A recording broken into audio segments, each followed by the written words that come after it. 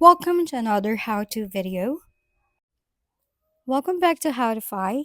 In this tutorial, we'll guide you through the process of removing your Gmail address from Unwanted website. Open your web browser and go to Gmail login page. Enter your credentials to log into your account. As you can see, I already logged in my account. You can see that by clicking this icon on the top right corner of your screen, then go to your Gmail account. From here, click on Manage your Google account. Once you are in the settings page, click the security tab on your left side menu. Now, scroll down until you locate your connections to third-party apps and services. Now, I have a total of 63 apps connected to my account. Review the sites over here by scrolling down.